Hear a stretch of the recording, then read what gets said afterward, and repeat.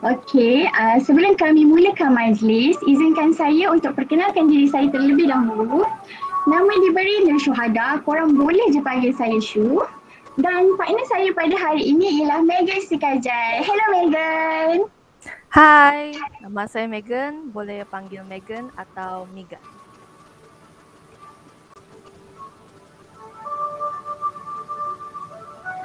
Mengumumkan ketibaan Puan Putri Ruhan Sohair binti Zulkifli selaku speaker kita pada hari ini.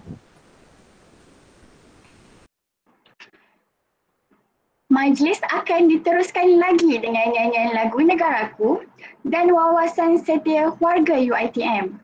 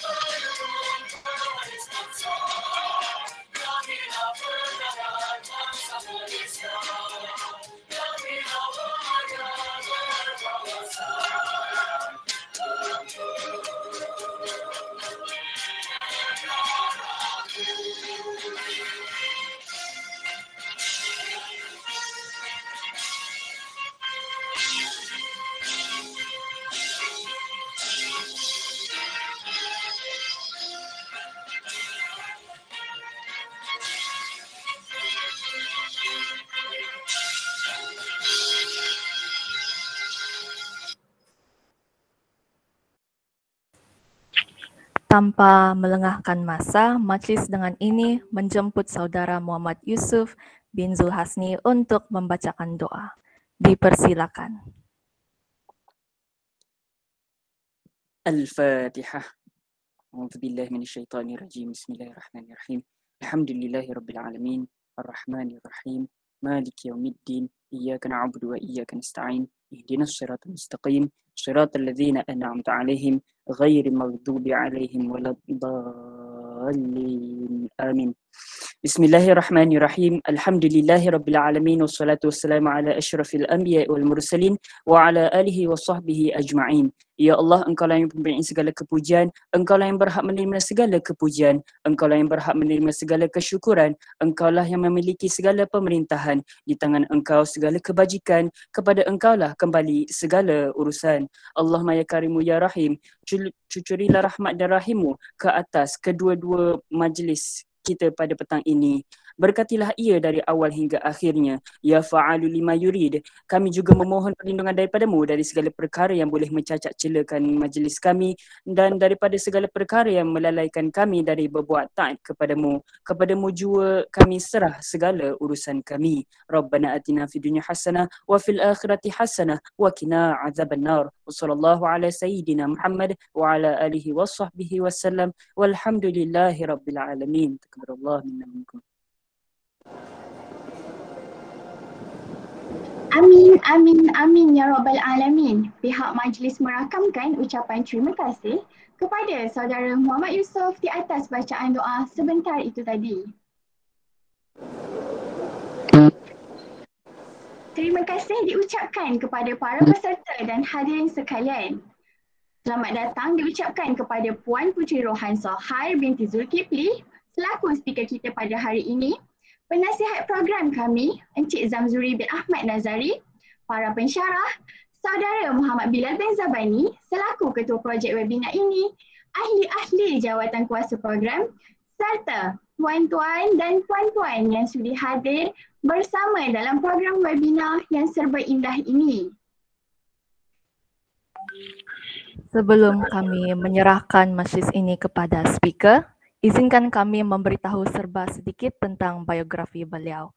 Nama beliau Puteri Rohan Sohair binti Zulkifli, merupakan seorang graduan dari Universiti Malaysia Terengganu dalam bidang ijazah sarjana muda kaunseling. Beliau telah bergraduasi pada November 2019 dan kini bekerja sebagai psikologi kaunseling di Kementerian Kesihatan Malaysia.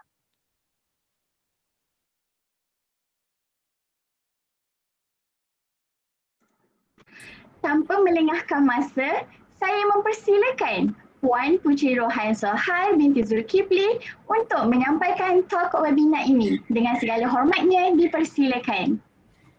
Okay, terima kasih Syahada, Megan, Yusof and everyone else yang ada dekat dalam ni. Hi, how's everyone? Boleh je buka mikrofon when I ask questions. You can just ask, you can just buka mikrofon dan jawab lah. Hi. Okay. Okay. Good. Okay, good. Good. Okay, great. Cool. Okay, so dekat chat pun ada yang kata sihat. Alhamdulillah, that's good. Okay, so boleh saya tahu, is everyone here students or ada bercampur-campur kan? Betul tak? Okay. Okay, thank you Sakinah. Sihat, Alhamdulillah. Okay, good. Okay, so I will start my, where's my slide? Sekejap ya. Okay, so today we will be talking about mental health issues and macam yang saya dah maklumkan pada, nampak tak slide saya? Nampak. Okay, good. Okay, so macam yang saya dah dimaklumkan hari tu, hari ni kita akan lebih specific talk about anxiety ataupun kerisauan yang melampau atau kegelisahan. Okay, so dekat situ adalah nama saya, of course. Saya pegawai psikologi counselling di Klinik Kesihatan Putrajaya Presin 18. Okay, so let's begin. Okay, so before we start, I want to know how are you guys feeling today? Apa perasaan anda hari ini? Macam tadi kita dah tahu sihat, so apa perasaan awak? Great. Happy. Okay. Ada yang kata not sure. Kenapa tu Aisyah? Kenapa tak sure? Kenapa macam tu? Okay, so ada banyak emotions yang saya boleh tengok lah. Mostly are positive, walaupun ada seorang yang unsure, tapi it's okay. Okay, so rasa girang. Okay, jarang saya dengar perkataan tu. Thank you Zamzuri. Okay, so First things first, before we start kan, apa itu kesihatan mental? Can someone tell me what is mental health? Apa itu mental health? Apa itu kesihatan mental?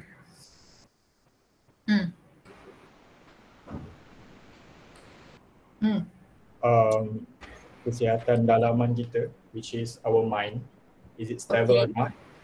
Okay, good. Thank you Bilal. Kesihatan dalaman kita, maksudnya dalam kepala, dalam otak, perasaan yang kita rasa dalam otak. Okay, menarik. Perasaan, rasa dalam otak. Okay, something related to emosi. Emosi, okay. Thank you very much. Everything yang you cakap ni semuanya betul. The way we think. Okay, good. Thank you so much for your responses. Okay, so sebenarnya ada perbezaan antara kesihatan mental dengan penyakit mental. Okay, masalah kesihatan mental dan juga penyakit mental. So firstly, yang kita tengok yang atas ni adalah masalah kesihatan mental. Gangguan emosi atau perasaan yang boleh menyebabkan fungsi kehidupan sehari-hari terganggu. So macam kita tahu, when anyone at all ada isu macam contohnya ada kematian ke apa ke, benda tu mempengaruhi dia, betul? So mungkin dia akan kurang produktiviti, mungkin dia akan tiba-tiba selalunya dia masuk kelas macam biasa, tiba-tiba tak masuk kelas kan. Mungkin ada juga lecturer yang ada isu macam usually dia okey je tapi hari ni tiba-tiba dia macam down, pakai baju semua hitam je. Semua itu mengganggu kehidupan sehari-harian. Okay, so the second one adalah penyakit mental, iaitu gangguan pada fungsi otak dan menyebabkan gangguan pada pemikiran, perasaan dan tingkah laku.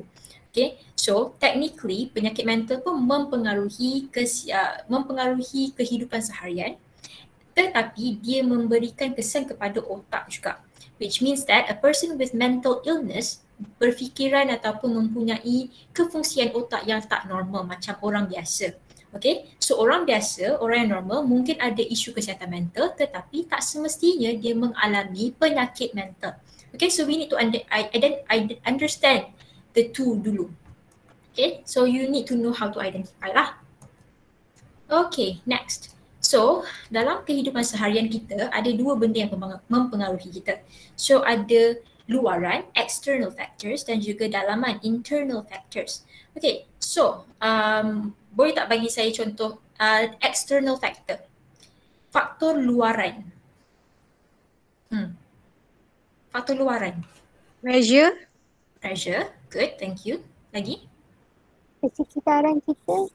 Persekitaran, our environment, good, thank you. Orang sekeliling. Penyakit? Penyakit tu luaran ke dalaman?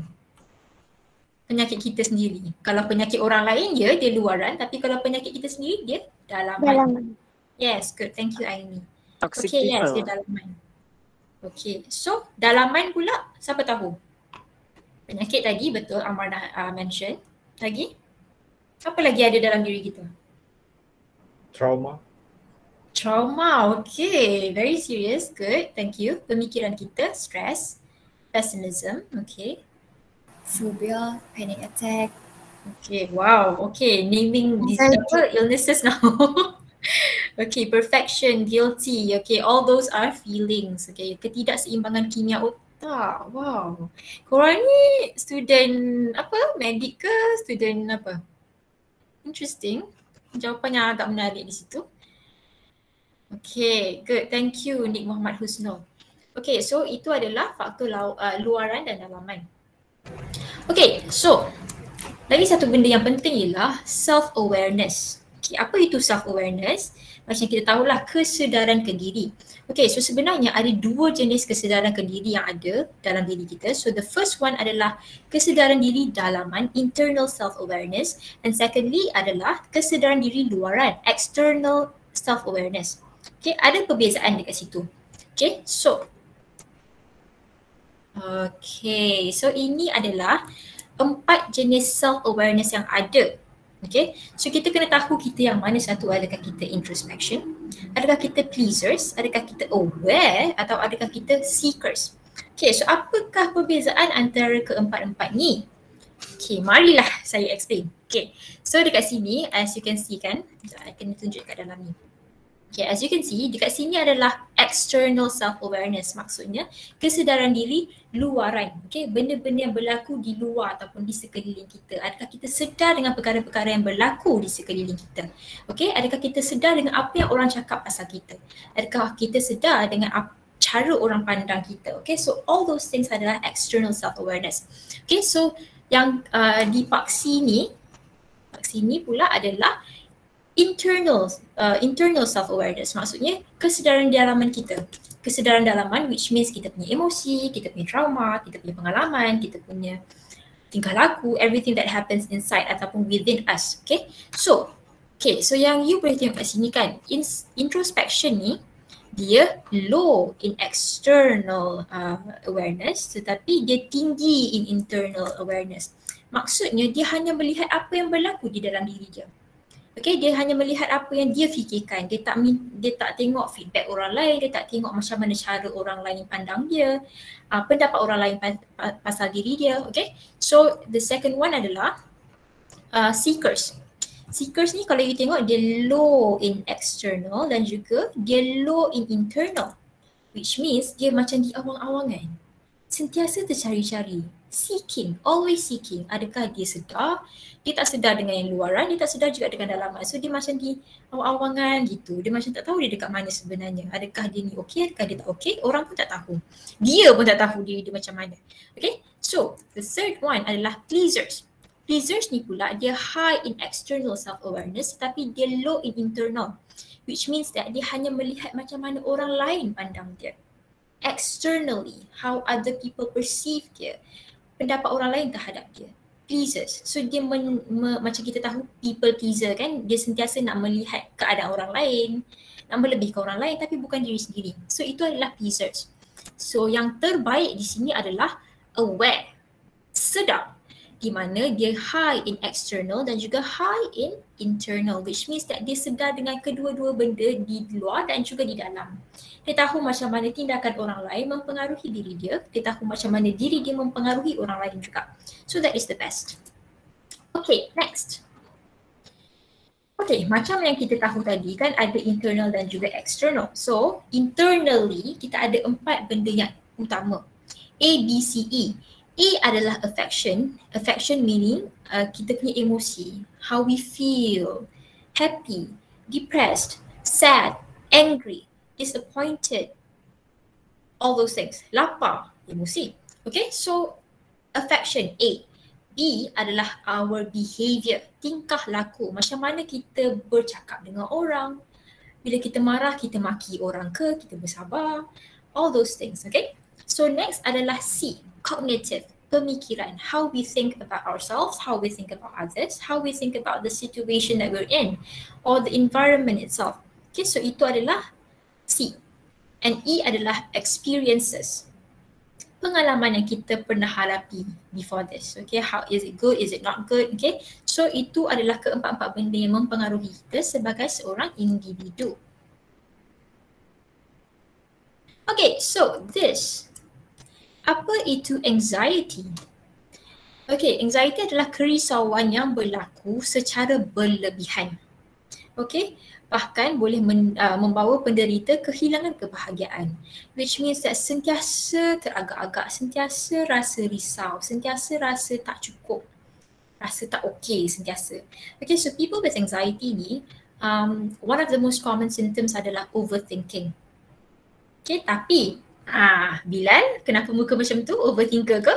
Okay, tetapi, okay saya ulang ya, tetapi tak semestinya if you sentiasa overthink, you ada anxiety. Okay, so anxiety disorder dengan people yang normal tu berbeza. Okay, tetapi itu adalah salah satu common symptomnya lah.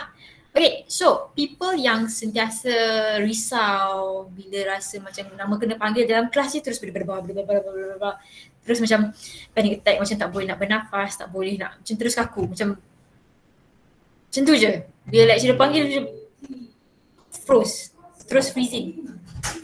Sekejap Okay.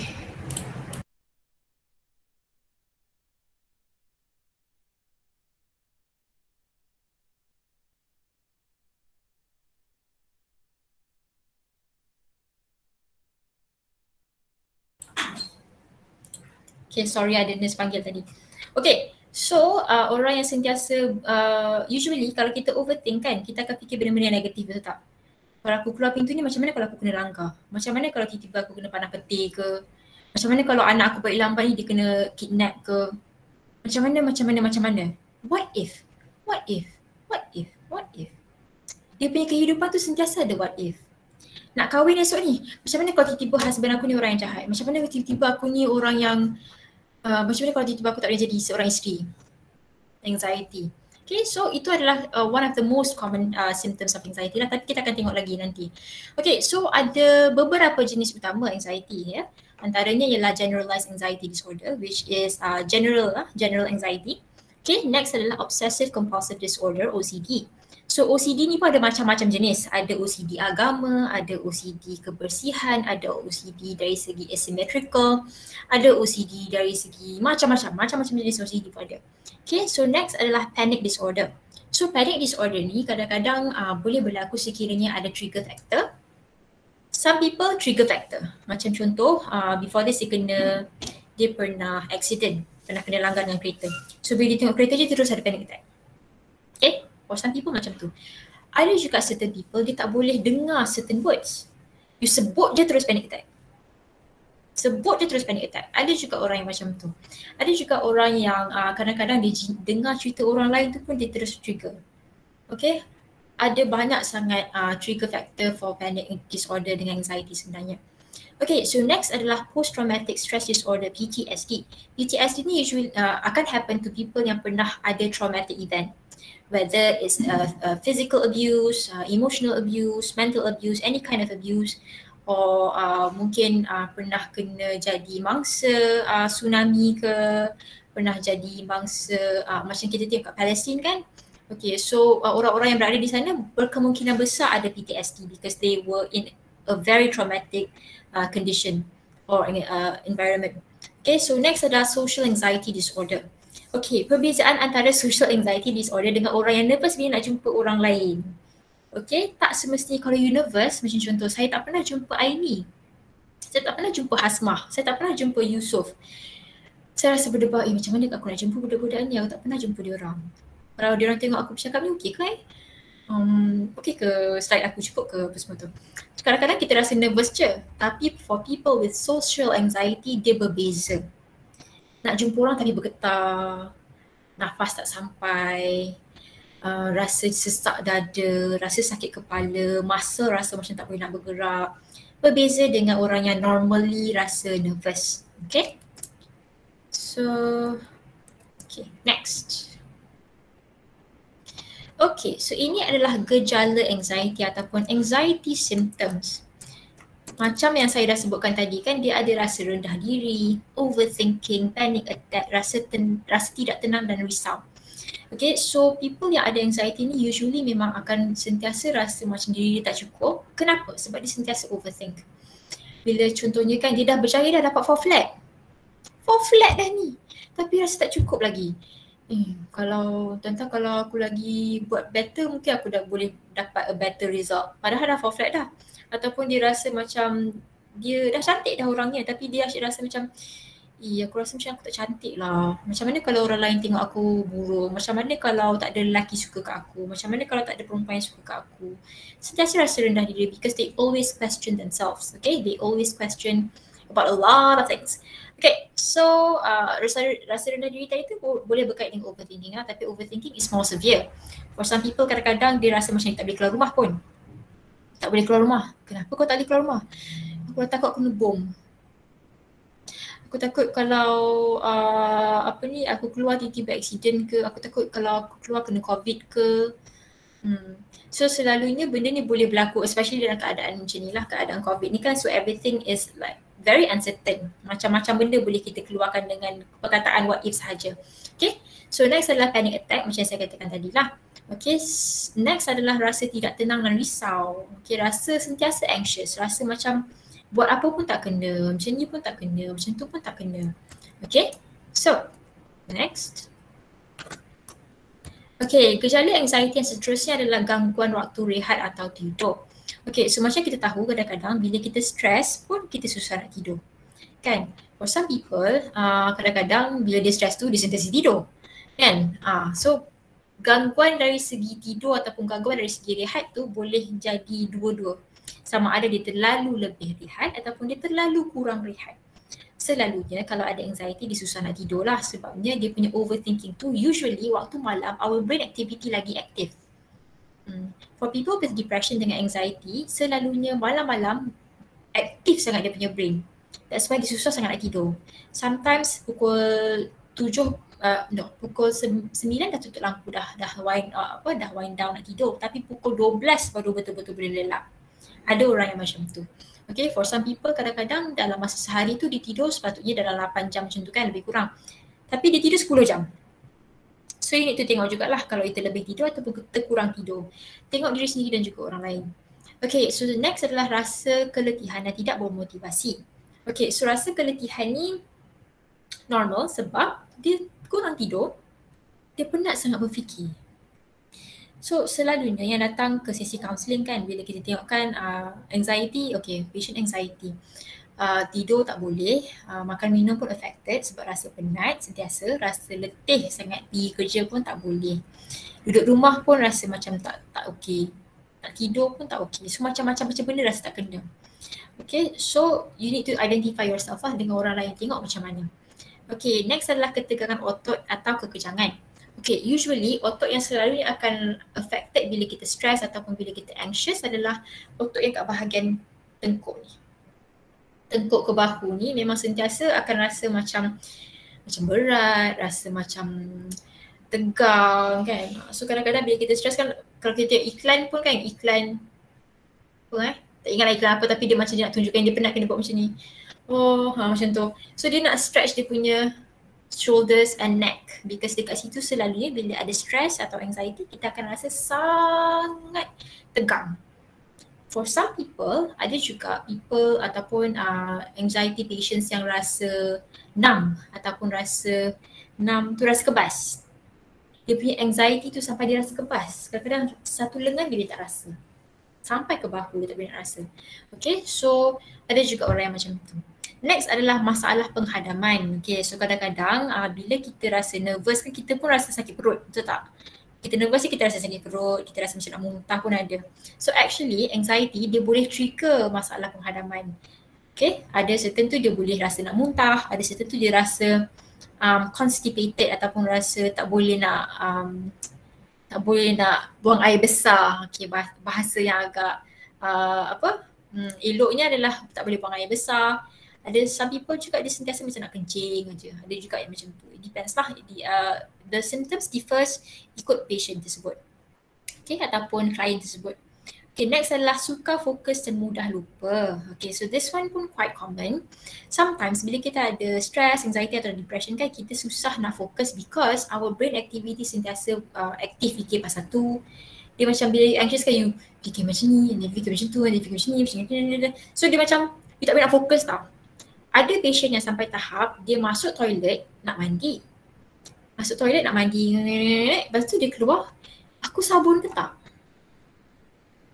Aku shampoo tak tadi? Masuk toilet balik. Mandi lagi sekali, keluar pun lupa lagi. Ada certain yang macam tu. Okay, tahap lupa tu boleh sampai ke tahap itu sekali. So, rasa tak fokus pun boleh sampai ke tahap tu. So, you need to know yourself. Bila you rasa macam you kurang fokus ke, you macam tiba-tiba macam tak okay ke apa ke kan, check balik dengan diri you sendiri. Okay? So, next. Okay, ini adalah cara-cara menangani anxiety ataupun stress lah secara overallnya. Okay, satu adalah mendapatkan perkhidmatan sesi kaunseling. Okay, talk to your counsellors. I am very sure that dekat UiTM sendiri pun ada unit bimbingan dan counselling ataupun sometimes they call it as unit counselling dan kerjaya. Okay, so talk to your counsellors yang ada. Okay, if you feel like you cannot talk to your counsellors ke, you just jumpa lecturer ke, okay, jumpa other students yang you rasa selesa untuk nak bercakap macam. Okay, next adalah melakukan senaman ringan. Okay, senaman ringan yang selalunya kita advice for patients to do adalah macam progressive muscular relaxation. Okay, ada juga yang macam boleh buat regangan. Sometimes yoga works too. Okay, yoga is good for anxiety ataupun stress and depression patients. Okay, so next adalah sokongan dan bantuan dari orang lain. Okay, dapatkan bantuan dari orang lain, be it your partner ke, your teacher, your lecturer, your friend, your family member, your mother, anyone at all. Okay, dapatkan sokongan dan juga bantuan dari orang lain. Okay, next. Okay, seterusnya adalah cara-cara menangani sambungan dia adalah memupuk pemikiran yang positif. Okay, I understand that maybe it takes time for anyone at all to change their mindset. Okay, imagine macam I think yang dalam group ni mungkin dalam 20s kan. Bayangkan dalam 20 tahun you hidup dalam keadaan yang you sentiasa berfikiran negatif. It will take time for you to change that mindset, to change that mentality. Okay, so it will take time for you to pupuk pemikiran yang positif. Okay, so start dengan benda-benda yang kecil. Macam contohnya kan, okay, hari ni rasa down sangat sebab tak boleh jawab apa yang lecturer tanya. Okay, ada setengah macam tu contohnya lah Tapi selama ni aku okey je.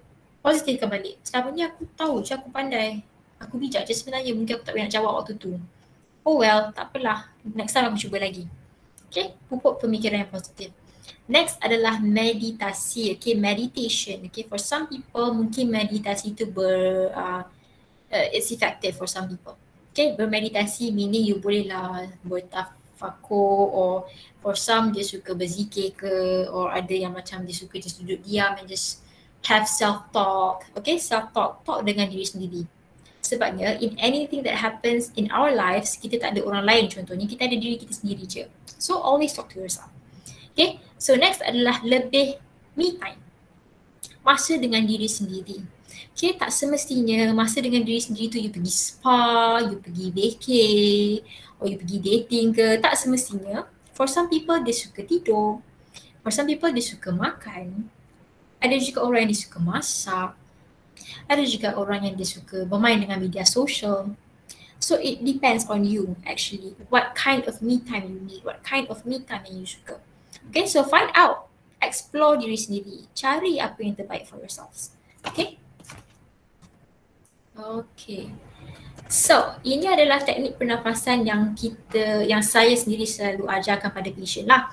Okay, so usually bila ada panic attack or you rasa anxious kan, you ada rasa palpitation, rasa berdebar-debar, tu kan, rasa berdebar, you rasa macam ada choking sensation, rasa tercekik, you rasa macam dada tu mengetat, chest tightening, okay, you tak boleh nak bernafas dengan baik. So, selalunya pernafasan kita akan jadi lebih pendek macam tu kan, so itu dah pendek. So, udara ataupun oksigen tu sampai ke otak, so you tak boleh nak jadi rational, so you macam cannot. Okay, so next, apa yang kita boleh buat ialah teknik pernafasan ni lah. Okay, so first adalah 4-4-8. Okay, 4 tarik nafas melalui hidung dan penuhkan udara ke dalam perut. So, tarik 4 saat, lepas tu tahan 1, 2, 3, 4. Lepas tu hembuskan melalui mulut slowly for 8 seconds. 1, 2, 3, 4, 5, 6, 7, 8. Can you try? Cuba, okay, let's do this together, okay? So, 1, 2, 3, tarik. Okay, tahan 1, 2, 3, 4. Hembus melalui mulut slowly. Okay, so bila you rasa stress, jangan muntah Saya suruh tarik nafas, saya tak suruh muntah. Okay, so bila you rasa stress or bila you rasa macam overwhelmed with the emotions that you have kan, boleh try teknik pernafasan ni. Selalunya you need to do it a few times in one cycle. Contohnya one cycle tu you buat dalam 5 kali for you to feel relaxed. Okay, why is this important? Sebab bila you bernafas dengan baik, your blood circulation will be better, your heartbeat will be more regular. So automatically we will feel more calm. Okay, macam nama program korang Calms, macam itulah rasanya nanti bila you dah buat teknik pernafasan. Okay,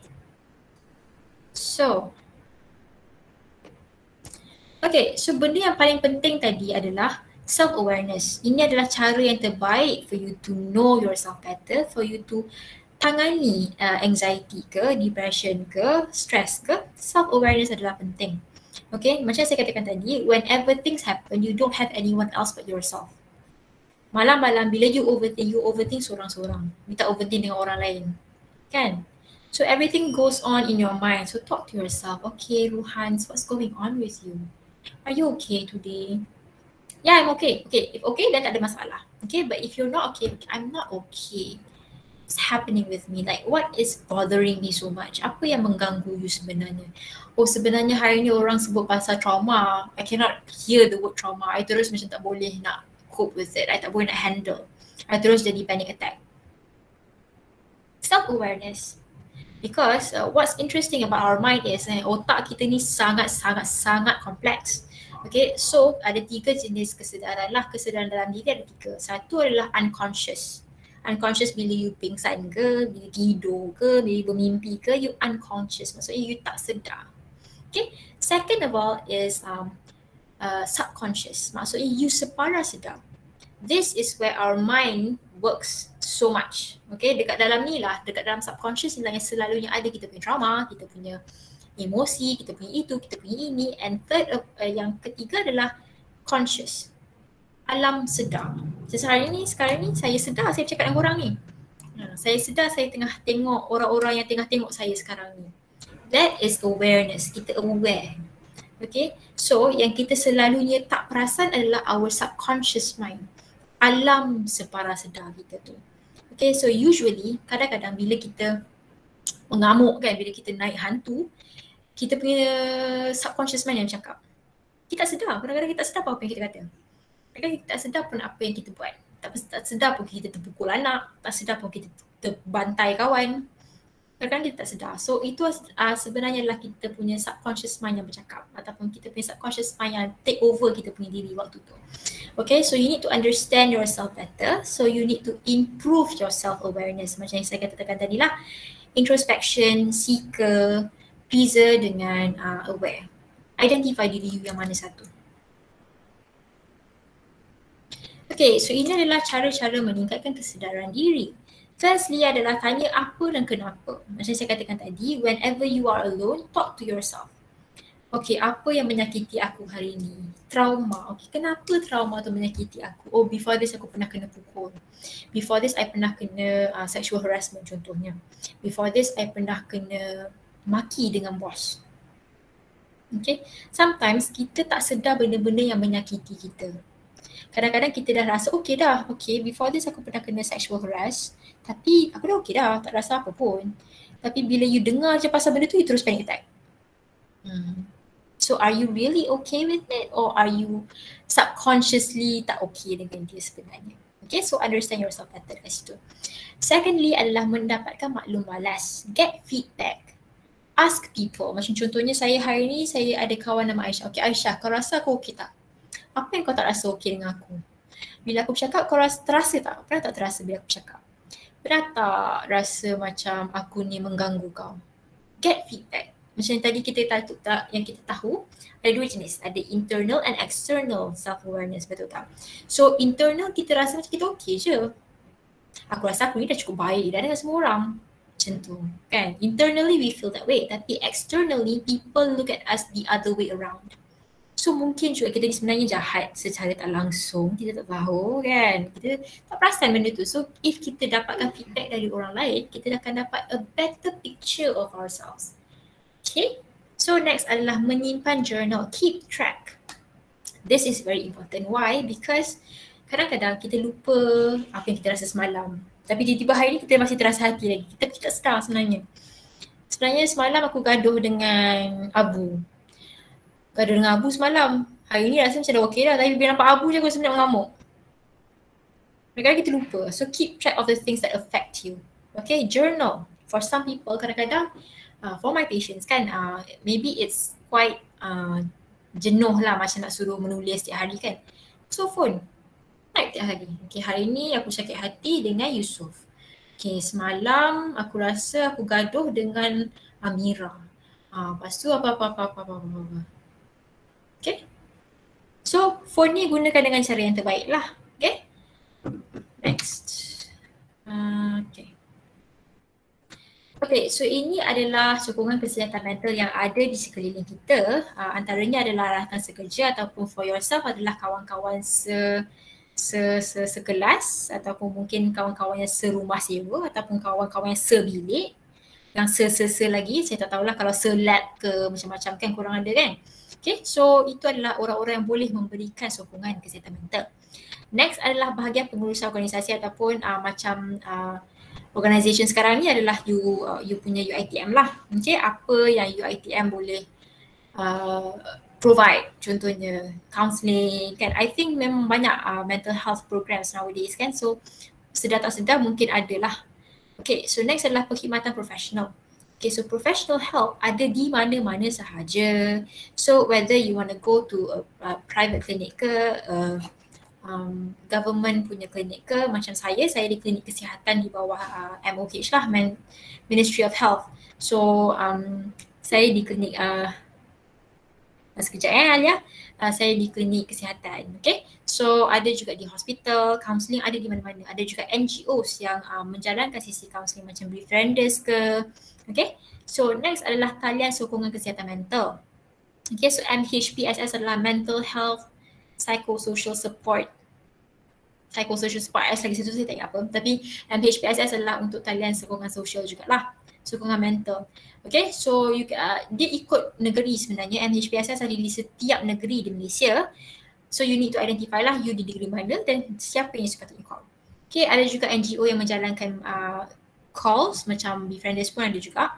Okay, talian kasih. Okay, talian kasih adalah talian di bawah talian kasih ni semua yang volunteer for talian kasih adalah certified counsellors macam saya sendiri. Okay, so semua adalah counsellor kalau you call talian kasih. Okay, seterusnya adalah yang the most important ones adalah your loved ones. Okay, sokongan kesihatan mental daripada orang-orang yang tersayang. Okay, so if you have a boyfriend or girlfriend, be there for them if they have any mental illness ke, mental health issues ke. Okay, if you ada kawan-kawan yang you rasa macam memerlukan sokongan, be there for them. Okay, so okay, I think that is all from me. Saya tengok ada banyak soalan dekat chat box ni. So I will go to them one by one lah. Okay, so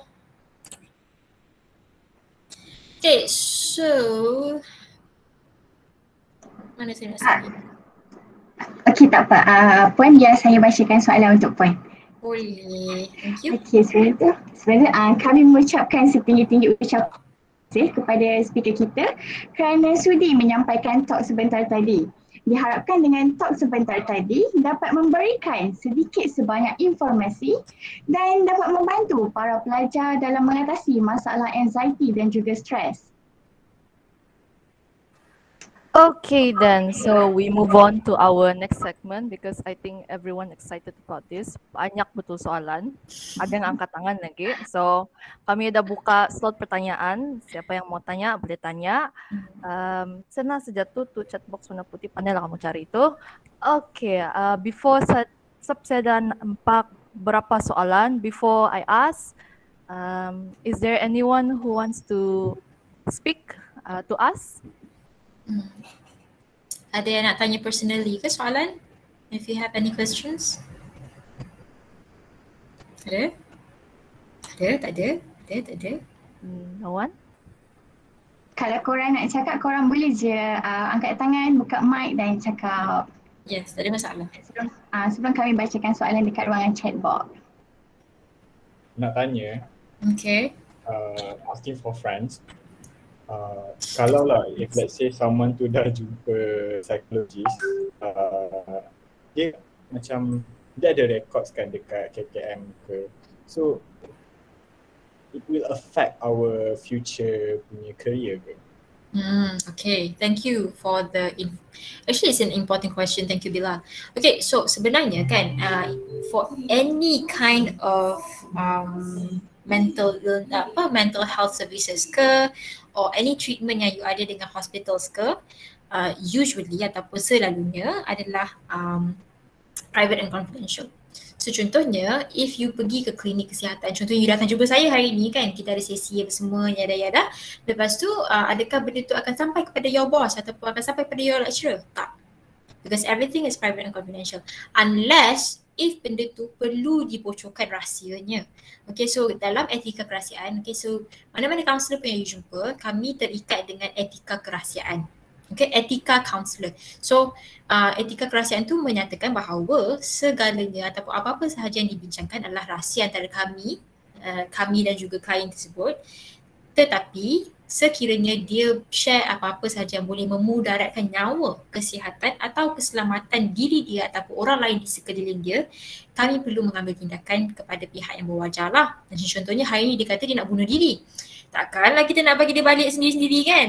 So apa yang kita perlu buat adalah saya akan hantar dia semula kepada doktor untuk doktor evaluate sama ada dia perlu dihantar ke hospital ataupun tidak. Adakah dia perlu dihantar ke psychiatrist ataupun tidak. Okay, so contohnya macam tu. Tapi sekiranya you sendiri yang perlu ataupun nak bagi tahu sesiapa, tak ada masalah lah. Okay, so thank you for the question Bilal. Ada apa-apa soalan lain? Okay, if there's none, okay, soalan pertama. Okay, Puan. Okay. Adakah baran boleh dikatakan salah satu gejala anxiety? Baran ya? Baran as in yang marah-marah tu ke? Yang marah maki-maki pukul orang tu ke? Okay. Okay, sebenarnya dia bukanlah salah satu simptom anxiety. Tetapi simptom anxiety tu boleh jadikan dia seorang yang agak sensitif ataupun easily triggered. So kadang-kadang orang-orang yang ada anxiety ke, stress ke ataupun depression ni, kadang-kadang benda yang kecil pun dia boleh rasa macam nak mengamuk. So you bayangkan malam-malam overthink, malam-malam tak boleh nak tidur. So hari ni you datang kerja ataupun you datang kelas, tiba-tiba Ashikin tu sibuk-sibuk nak tanya, weh kau kiak, tanya sampai 10 kali. Tak ke kawan tu sakit hati? Sakit hatilah member tu kan. So member tu pun bolehlah nak mengamuk. So dari situlah boleh datangnya baran tu. Tapi sebenarnya dia sensitif. Okay, bukanlah dia baran orangnya tetapi dia sensitif at that time. At that moment sebenarnya dia sensitif. So you need to understand that sometimes people with stress, anxiety, depression ke bipolar ke any kind of mental illness or mental health issues, sebenarnya dia orang sangat sensitif. So you need to be more aware of keadaan dia. So ingat balik internal and external factor tadi, internal and external self-awareness itu, you need to be aware. Dia okey atau tak? So Ashikin tadi sepatutnya, okey ke kalau aku nak tanya Adibah ni contoh. Adibah ni okey ke kalau aku nak cakap dengan dia sekarang? Ke dia tak okey? Macam you need to baca sikitlah bahasa badan dia. You need to understand dia punya tone suara juga. Okay. So sebenarnya baran tu tak semestinya dia tu ada anxiety tapi mungkin dia sensitif. Okay. So good question. Thank you. Okay, untuk soalan seterusnya daripada Marina Adnan. Adakah OCD ni baik atau sebaliknya? Sebab selalu sangat dengar orang cakap dan mengaku OCD. Dia macam bangga with OCD tu. Silakan Puan. Okay, thank you Marina Adnan for the question. Okay, so adakah OCD ni baik atau tidak? Okay, OCD, disorder, compulsive, obsessive, compulsive disorder. Disorder bermaksud dia dah ada gangguan dari segi mental ataupun kefungsian otak dia dah tak normal. Okay. So sebenarnya orang-orang yang OCD ni dia tak akan tiba-tiba umumkan, saya ada OCD. Tak ada orang yang akan bangga dengan adanya sesuatu penyakit. Kadang-kadang orang yang ada sakit jantung pun malu nak cakap aku ni ada penyakit jantung. Malu nak kata aku ni ada kanser. So think about it. If orang tu betul-betul ada OCD, adakah dia akan announce to the world and bangga bahawa dia ada OCD? We need to understand that disorder ni sama juga macam mana-mana penyakit. It has treatment. Okay, dia disorder. Dia adalah salah satu penyakit kesihatan mental. Okay, so OCD ni baik atau buruk tak pasti because it depends on the person itself. Kalau contohnya dia ada OCD and dia boleh manage benda tu dengan baik, dia follow up dengan treatments, dia ada medication, mungkin benda tu akan jadi sesuatu yang baik pada dia. Ada hikmah di sebaliknya lah. Apa-apa yang berlaku pada hikmah di sebaliknya. Okay, tazkirah. Okay, so we need to understand sebenarnya orang-orang yang ada OCD ni macam mana. Apa jenis OCD dia? Tak semestinya ada OCD tu baik, tak semestinya ada OCD tu benda yang tak baik. So it depends on that person itself lah. Okay, so itulah, kenalilah sebenarnya orang tu dia betul-betul. Sebabnya OCD ni, you tak boleh tiba-tiba kata self-diagnose, okay hari ni aku ada OCD. No, it's just the same as you nak kata, hari ni aku ada brain tumor. Kan? It's just the same. You kena jumpa dengan doktor to get diagnosed. You kena jumpa dengan a professional to understand that condition that you have. Okay, so unless if that person memang betul-betul dah diagnosed oleh doktor ada OCD, barulah dia ada OCD. Kalau setakat macam suka mengemas, tak semestinya OCD. Kadang-kadang orang mengemas ni, orang yang ada OCD ni tak semestinya dia suka semua benda kemas. Kadang-kadang dia suka toilet dia bersih. So kadang-kadang toilet sahaja yang bersih tapi seluruh rumah dia yang lain tu na'udzubillah. Boleh jadi. Okay, ada certain cases yang macam tu. So, tak semestinya suka kebersihan tu OCD. Okay, so get your facts right lah. Thank you for the question. Okay, Nurul Aini angkat tangan. Angkat tangan main-main atau angkat tangan betul-betul? Betul-betul. Okay, okay Puan, saya nak tanya macam mana cara the best way untuk kita atasi overthinking ni? Sebab sometimes kita rasa macam kita fikir tu berlebihan, macam kita rasa orang ni fikir buruk tentang kita sedangkan tak ada pun. So itu akan menyebabkan kita ni overthinking. So macam mana cara terbaik untuk atasi overthinking kita tu? Thank you.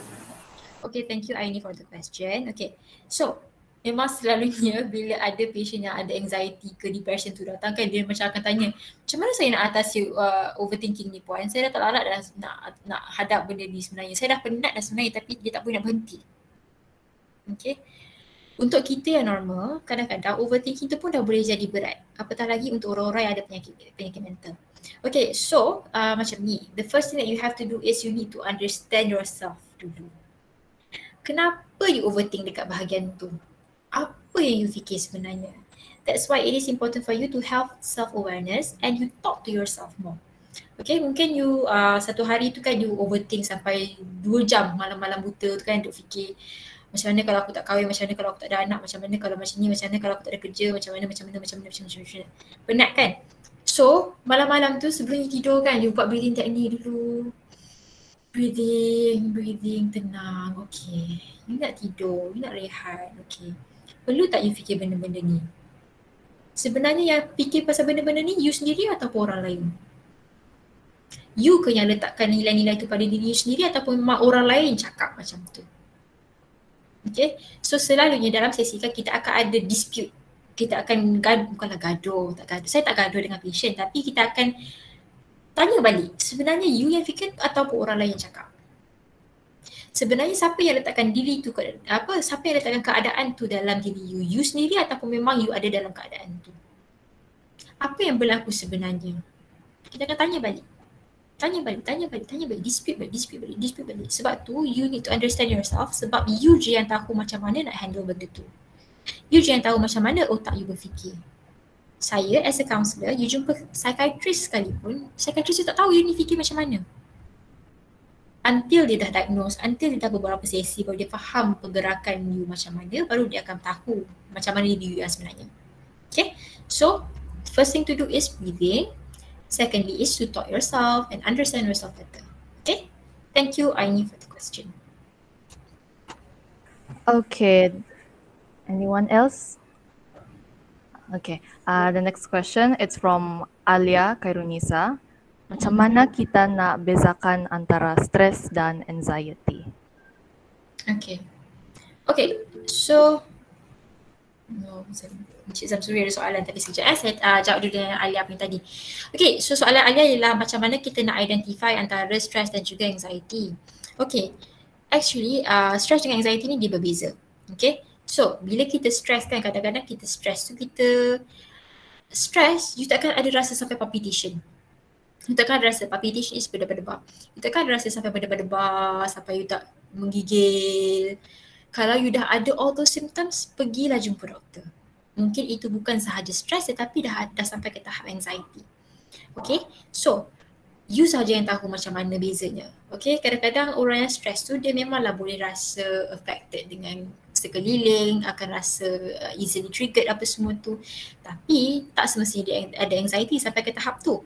So you kena tahu diri you sendiri, identify the symptoms macam yang saya katakan tadi. Tengok balik, adakah you berdebar? Muscles you ada muscle spasm ke, ada muscle rasa tegang ke, ada rasa menggigil ke, ada rasa choking sensation ke. Sebab kalau you stress sahaja you tak akan sampai ke tahap tu. So identify, go seek a doctor dapatkan diagnosis, dah dapat diagnosis baru you akan tahu sama ada stress ataupun anxiety. Okay, thank you Alia for the question. Ya, Encik Zamzuri. Okay, first foremost saya nak ucapkan terima kasih lah pada puan lah sebab share wisdom dengan kita, dengan kami, dengan student-student ni. Saya punya question simple je sebenarnya. Kita kadang-kadang tengok kan orang sekeliling kita ni, kita nampak macam dia ada having some mental breakdown ataupun ni lah emotional breakdown Tapi I find that benda paling susah adalah untuk ini terjadi dalam family saya sendiri untuk intervention, untuk minta dia jumpa professionals. So any tips untuk kita ni yang memang bukan professionals, yang bukan datang daripada bidang psikologi or ataupun counselling ni, untuk I feel that yang paling penting sekali dalam mental health ni kita kena akui yang bahawa we have a problem tu lah. Tapi kadang-kadang these people, ni dia tak nak mengakui sebab mungkin I don't know stigma ke apa benda. There's a lot of stigma on these issues kan. Macam mana the best way untuk intervene, especially ni lah orang-orang yang kita sayang lah, kita tak nak tengok dia terhanyut kan. Kita nak tengok dia okay lah kan. So what's the best tips untuk intervention ni? Okay, thank you Encik Zamzuri. Okay, so the first thing to do is to be there for them. Sekiranya dia ada apa-apa yang dia nak luahkan ke, or dia rasa macam dia nak bebel ke, dia nak apa-apa pun yang dia nak buat, be there for them. That is the first thing that you can do. Secondly is you bawa dia jumpa doktor. Macam contohnya hari ni dia demam je, bawa dia pergi jumpa doktor. Bawa pergi jumpa doktor, okay cakap, okay sebenarnya doktor dia ada simptom ni. Bukan nak suruh you tipu, Encik Zamzuri tak salah. Bukan nak suruh tipu, tapi you kena macam trick dia sikit. Sebab ramai yang macam tu dekat klinik pun. Okay, sebab kadang-kadang macam contoh kan kes-kes remaja. Remaja, they find it so hard to talk to their parents about their issues. Masalah cinta, masalah financial, masalah dengan family themselves, masalah dengan parents sendiri pun, dia orang takkan cerita dengan parents. So apa yang parents buat ialah parents bawa pergi ke klinik. Okay doktor, sebenarnya ini simptom anak saya, dia tiba-tiba suka mengamuk, sekarang ni dia suka menyendiri, dia suka menciri dia dalam toilet tu dia nampak razor pun dia dah rasa macam dia nak bunuh diri. Inform doktor semua yang ada. Doktor akan keluarkan diagnosis dan doktor sendiri boleh refer pada a counsellor. So dekat situ sama ada doktor akan refer kepada counsellor ataupun occupational therapist ke sekiranya perlu, ataupun pegawai sosial ke sekiranya ada bantuan yang boleh diberikan. Banyak services yang ada di klinik kesihatan sebenarnya tapi tak expose pada semua orang. Okay, so bawa dia pergi jumpa doktor. Kalau dia tak nak juga jumpa dengan doktor, you sendiri boleh call talian MHPSS and ask, okay, if you don't want to talk to me, it's okay, you can talk to this person. Bagi dia nombor telefon MHPSS tu. Sebab ada di bawah dalam talian MHPSS tu ada juga counsellors, ada juga yang jaga tu antaranya memang volunteers daripada Mercy sendiri. Ada banyak orang yang jaga talian-talian tersebut. Okay, kalau you nak yang counsellor sendiri boleh call talian kasih 15999. If they don't want to talk to you, tak apa, bagi dia. Mungkin counsellor boleh pujuk ataupun mungkin counsellor sendiri boleh explain pada dia, if you don't do this, if you don't get treatment for this, this can happen to you. Kalau you stress sekarang ni, you tak ambil treatment, you tak pergi jumpa doktor, tak jumpa counsellor, it can lead to anxiety, it can lead to depression, it can lead to bipolar, it can lead to all sorts of other illnesses. Explain to them the severity of the condition yang dia ada tu. Okay, so thank you so much for the question. Hopefully it's helpful. I hope so. And may Allah use everything for you lah. Okay, so ada apa soalan lagi tak? Okay, ada soalan lagi tak? Okay, Nik Muhammad Husnul Firdaus. Okay, Assalamualaikum. Macam nama dia. Puan. Hai, waalaikumsalam. Okay, soalan saya, sejauh mana keberkesanan ubat which is like benzo and antidepressant dalam atasi sakit anxiety? Maksudnya sesetengah doktor akan sarankan pesakit untuk mengambil ubat anxiety. So sebenarnya adakah ubat tu berkesan ataupun tidak, dan berapa lama jangka masa untuk pesakit tu overcome, maksudnya dia boleh sembuh daripada anxiety? Thank you. Okay, thank you Nik Muhammad for the question. Saya tak ingat nama dia panjang. Okay, thank you for the question. Ni Muhammad Husnul. Okay, so soalan dia berkaitan dengan medication kan, antidepressants. Okay, so usually kalau you datang ke klinik kesihatan pun and you ada treatment dengan counselor, dengan OT ke, it depends on the patient themselves. Okay, treatment ataupun sebarang treatment, sebarang medication, kalau patient tak nak ambil, kita tak boleh nak paksa. Itu satu. Okay, tetapi sekiranya dia decide untuk ambil, doktor pun takkan sewenang-wenangnya terus macam you nak ubat tak? I ada ubat ni untuk anxiety, you ambil ubat je lah, senang. You boleh terus settle je masalah you. Tak ada doktor yang akan cakap macam tu. Sekiranya keadaan dia severe dan doktor nampak ada keperluan untuk didapatkan perubatan, yes, doktor akan suggest untuk ambil antidepressant macam sertraline ke, fluvoxamine ke, ada banyak jenis. Okay, so tadi you tanya pasal jangka masa. Okay, so jangka masa dia selalunya doktor akan bagi the least ataupun a starting dose. So selalunya dose dia agak rendah lah. Okay, so daripada dose rendah tu dia dah biasa ataupun dia dah macam dah get used to it. Lepas tu kalau sekiranya makin teruk, doktor akan naikkan dosage lah.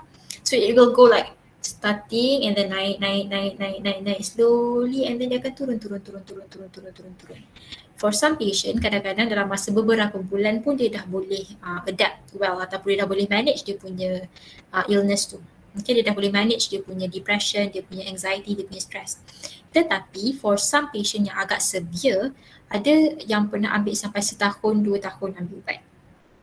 Okay, it really depends on the patient themselves. Sekiranya dia nak depend on ubat sahaja, susahlah. So they need to depend on ubat, dapatkan treatment, jumpa dengan counsellor, talk about the issues that they have, discuss about the alternatives yang ada, discuss about how they can overcome their issues semua tu.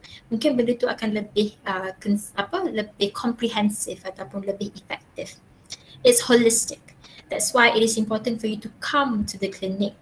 The first step is to come to the clinic so that you tahu apa yang you tengah alami. So that doktor pun tahu mana nak salurkan you ke sana ke sini ke mana-mana ke. So itulah, you need to see a doctor dululah. Okay. And another note, untuk medications kadang-kadang ada side effects. Okay, tapi tak semua. Okay, for some people side effects dia teruk, for some people side effects dia ringan. Tetapi for the first 2 weeks atau for the first few weeks you ambil medication tu, kadang-kadang mungkin you akan ambil masa untuk nak adapt lah. Okay, which is normal. Macam-macam any kind of treatment, kita akan ambil masa untuk nak adapt. Okay, so itulah, talk to the doctors, talk to your doctor. Sorry.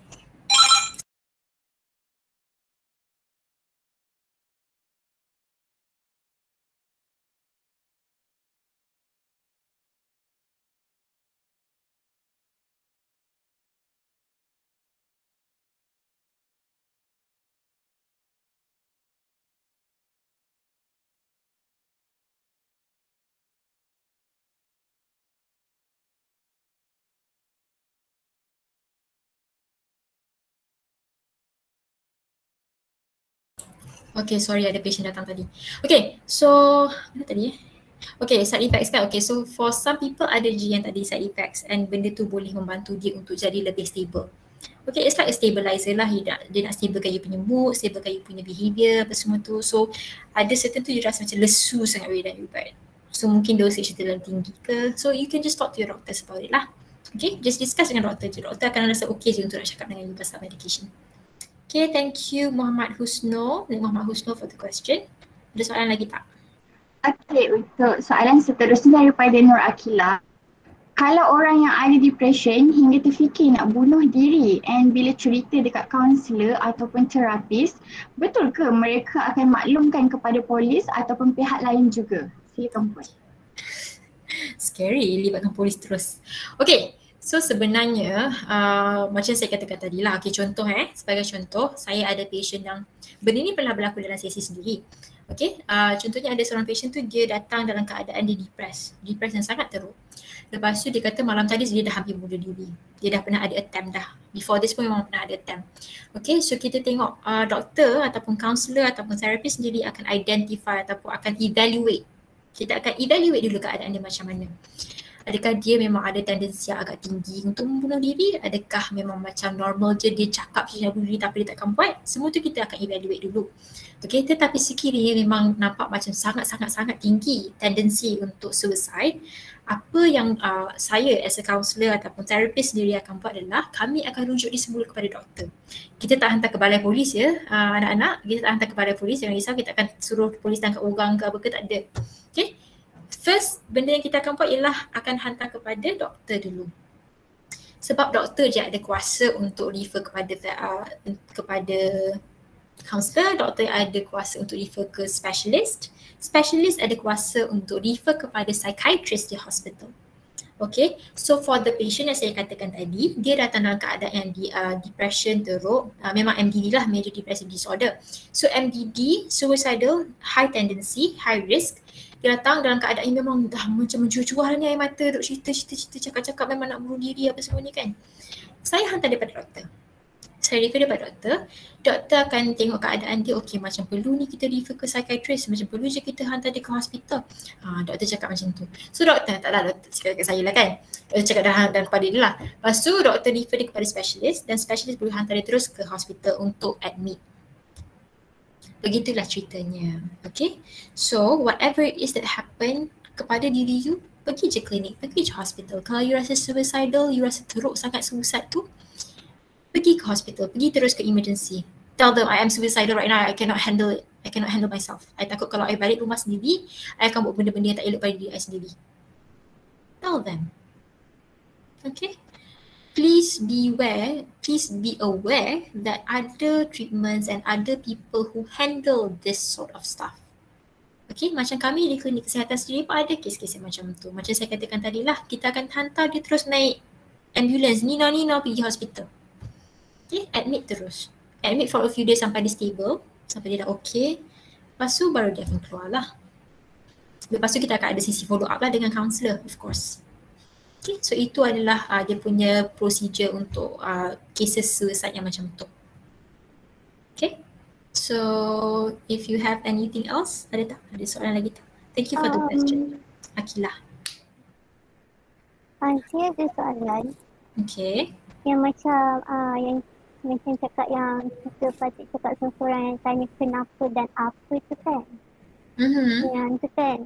Yang awal-awal tu bila buat macam tu dia macam okey, dia macam bantu kita, tapi lama-lama benda tu dah jadi toxic tau, macam it's not good. So macam mana kita nak berhenti sebab kita dah terlalu depend dekat benda tu. Macam kita cakap seorang-seorang sampai orang kata kita ni gila. Ni nak berhenti benda tu. Okay, thank you Arini Marzuki for the question.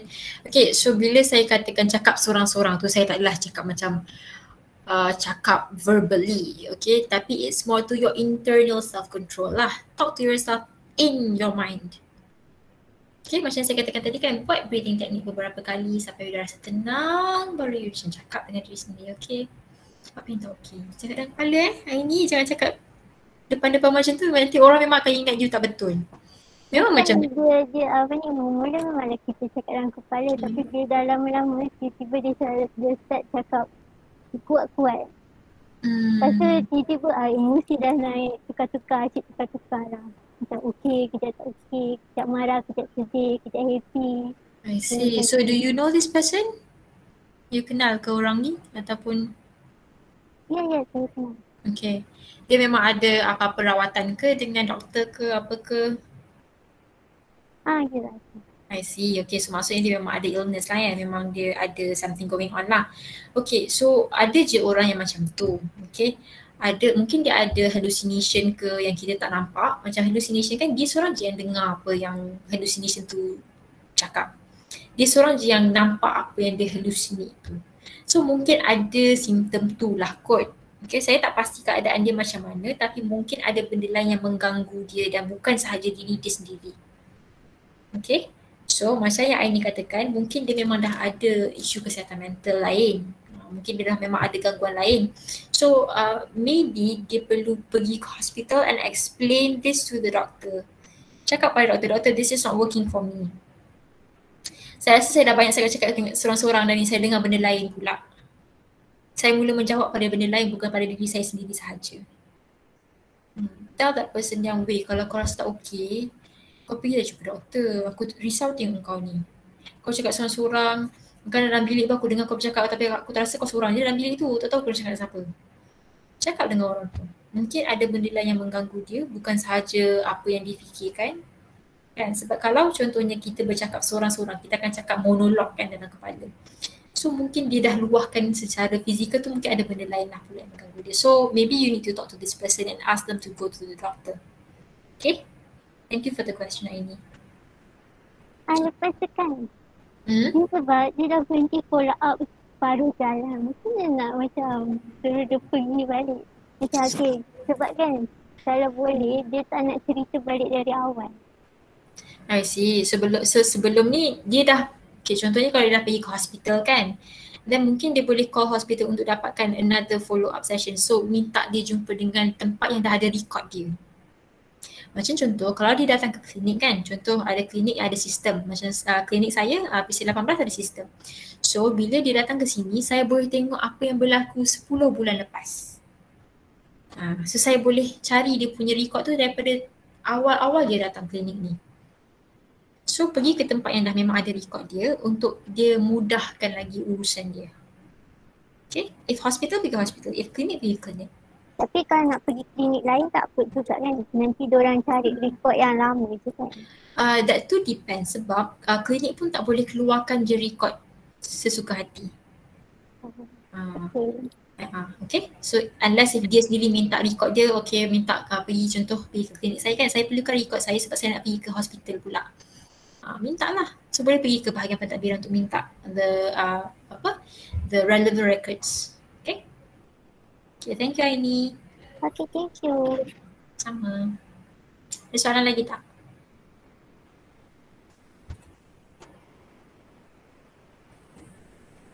So, any more questions? Okay. I think if I ask other questions, because it's all related from the previous questions, that's why. So, okay. Okay, terima kasih Puan kerana menjawab pertanyaan peserta itu tadi. So, sebelum tu, saya inginkan kerjasama semua peserta, everyone, please open your camera. We're going to have a photo session with the speaker today, okay? Okay. Please switch on your camera.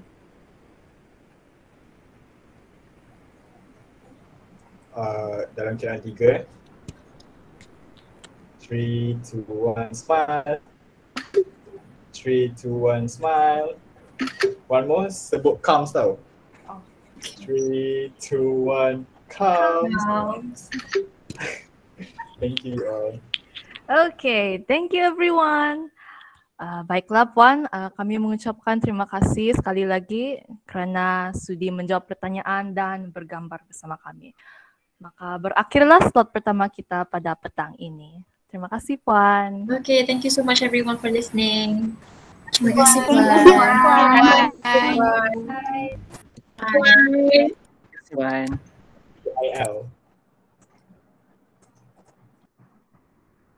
Okey, para pelajar diminta untuk bertenang ya dan jangan keluar dulu. Majlis akan diteruskan lagi dengan sesi aktiviti. Jadi kami akan menyerahkan webinar ini kepada saudari Nurtalin dan Izrina. Dipersilakan. Hai kalian semua, kami dari Biro Aktiviti. Kalian pasti tertunggu-tunggu untuk sesi aktiviti ni kan kerana hadiahnya sangat lumayan. Kita orang akan memilih 5 orang pemenang sahaja.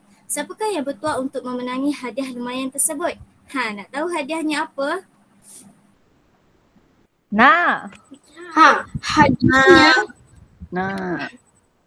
Hadiah top pertama akan mendapat 1 voucher cermin mata bernilai RM250 dan 1 lagi voucher cermin mata single lens yang bernilai RM50. Tempat kedua pula akan mendapat voucher cermin mata bernilai RM250, manakala bagi tempat ketiga mendapat 2 voucher RM50 single vision lens. Tempat keempat akan mendapat 1 set covering silver sterling 925 berserta necklace with pendant, dan tempat kelima akan mendapat 1 set covering silver sterling 925.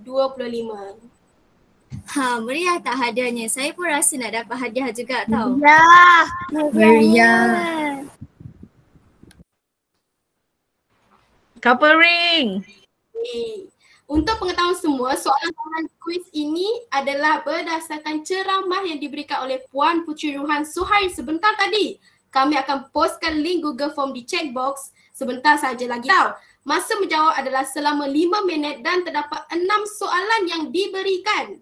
Senang je soalan ni, confirm boleh skor. Siapa markah paling tinggi dan hantar cepat, dialah pemenangnya sebab kami akan ambil top 5 sahaja ni tau. Dah bersedia semua? Sedia tak? Sudah. Yes. Dah. Okey, boleh mula menjawab sekarang. Boleh check dekat korang punya chat box. Dekat situ ada Google Form link. Korang boleh klik dekat situ ya. Boleh mula jawab sekarang.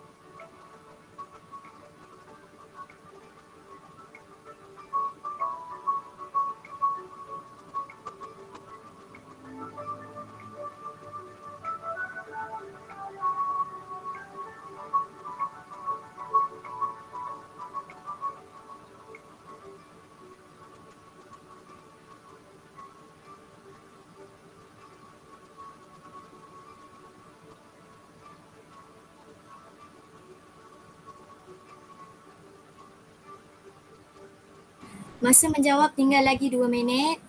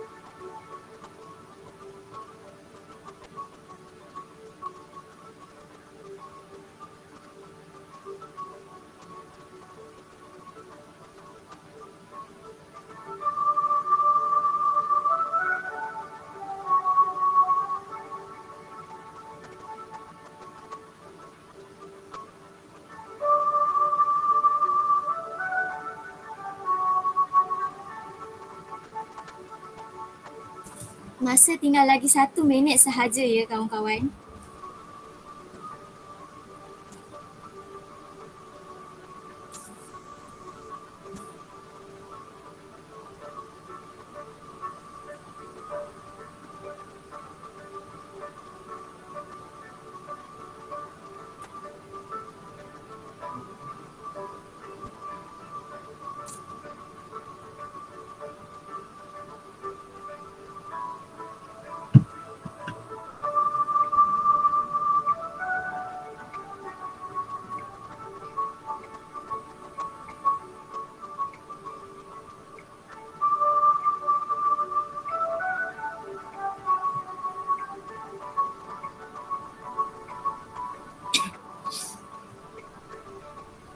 Masa menjawab tinggal lagi 5, 4, 3, 2, 1, tamat.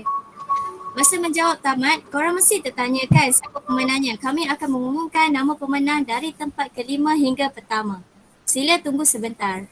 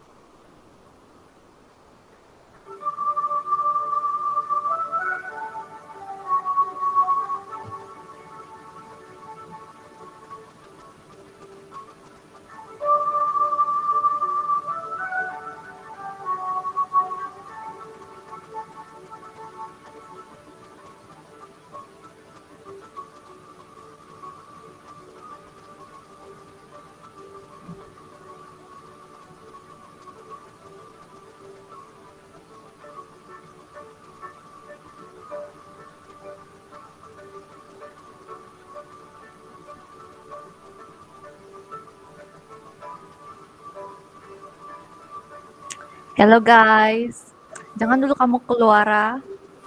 Nanti kami ada slot seterusnya, oke? Oke. Ligan. Yes. Kau rasa siapa yang menang nih? Entah, saya pun tak tahu. Anda tahu ya? Saya rasa Ayla yang menang Bilal. Tangan dah Sudahlah kosong. kau Syuk. Tangan kosong ni tau.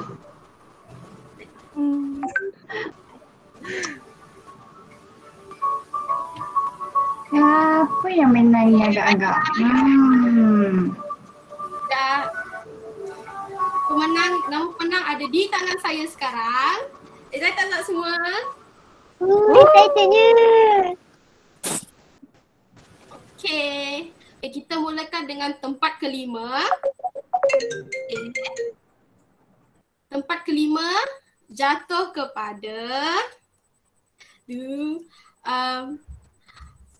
Amelia Nabila binti Asbullah Adam. Tahniah. Congratulations.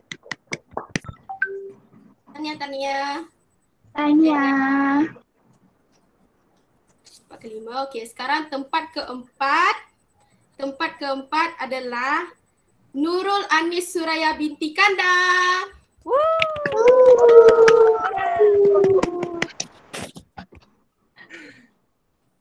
Okey, sekarang tempat ketiga adalah Nur Irdina Azhar.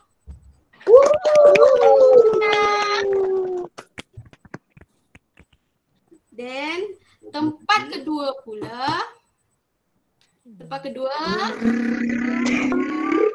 Siti Nur Asma binti Wan Sabari.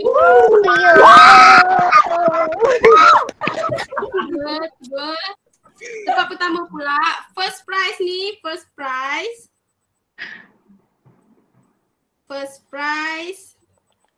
Siapakah? Siapa? Jeng jeng jeng. Nama dia Nur juga. Siapa tu? Banyak Nur. Nur. Okay. Nur Ilyana Zuhaira binti Muhammad Rano.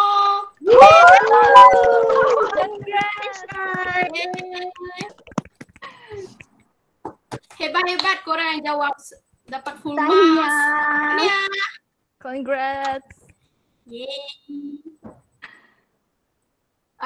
Untuk pengetahuan, pemenang-pemenang tadi boleh kontak number kami untuk tuntutan hadiah di Google Form ya. Sekejap lagi kami akan send kontak number di situ. Korang boleh kontak je kami di situ. Tahniah kepada pemenang. Terima kasih kerana sudi meluangkan masa dalam menjawab aktiviti kuis kami. Sekian, terima kasih. Seterusnya saya akan serahkan kepada pengacara majlis bagi penutupan. Terima kasih. Terima kasih Natalie dan Izlina kerana telah menyediakan aktiviti dan hadiah yang sangat lumayan kepada peserta kita pada petang ini. Bah. Alright everyone. Is everyone still okay? Okay. Masih lagi okay kan? Alright. Tambah lagi nak menang. Okay. Dengan berakhirnya aktiviti itu tadi, maka berakhirlah sudah webinar kita yang pertama pada hari ini. Before that, reminder jangan lupa isi Google Form feedback. Ada sudah tu kena share. It's around there. It will come. Okay.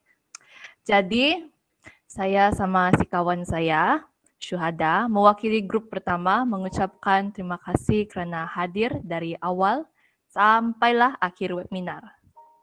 Tapi jangan dulu kamu lari ya. For information, link Google Form kehadiran akan di-share selepas webinar seterusnya. So, please stay on for the next webinar. Apa-apapun kita juga baik gitu, bah. Okey, andai ada tersasul kata salah dan silap mohon dimaafkan. Sekian. Terima kasih. Thanks semua orang. Thank you so much. Jangan lupa. Jangan lupa.